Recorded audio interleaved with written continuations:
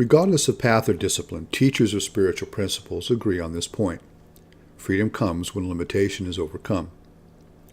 On the surface, the differences in approach from one school of thought to another can often seem dramatic, if not downright contradictory. But in essence, they are all tools to address the same thing, our perceived loss or missing connection to the true source, higher self, which provides clarity, direction, and serenity in our lives. To be clear, we cannot be disconnected from Source, for we are comprised of Source. Flesh is ephemeral, but our spirit, soul, if you prefer, is eternal, has always been, will always be, was never born, and can never die. We choose to believe in a gulf or lack of connection out of fear and the seeming unfairness of life. Our ability to comprehend the totality of existence with our limited understanding of the miraculous leads us down paths of denial and often into spiritual make-believe. It is seemingly easier to hold that we are living at the whim of creation or, conversely, chaos, therefore taking no responsibility for our lives, than to live in purpose, coming to grips with the truth that we are where we are because of every choice and decision we have ever made. Fear modulating between what if there is no God, to God will punish me for I have chosen and or acted poorly.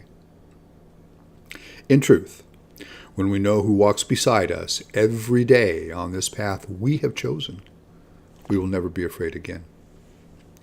Just as every child is connected to their parent by blood, we are connected to the ultimate source in spirit. Arguing over the title of the source is one of the adversary's greatest tricks to keep us locked in the bondage of self, limitation ascendant.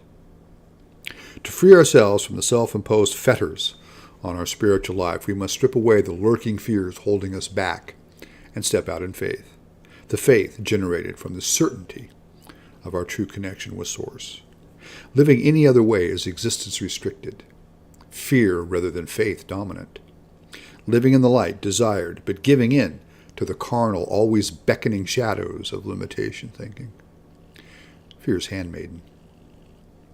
We overcome limitation by standing, though often trembling, in the light, proclaiming our love and steadfast belief in our connection to and with the miraculous. My name is Vincent Lee Jones. You can find my writings and videos on Facebook at Miracles of Recovery and at Vincent Lee Jones as well. If you search the internet for Vincent Lee Jones, you'll find them on a variety of sites and pages as well. I created Miracles of Recovery as a new look at addiction and recovery in America today. Over 72,000 people died of overdose in 2017 alone, and that does not include the tens of thousands and hundreds of thousands of others who died of other addiction-related causes and illnesses, and the millions who watched them suffer. We have the tools. The money is available. It's the application where we're failing.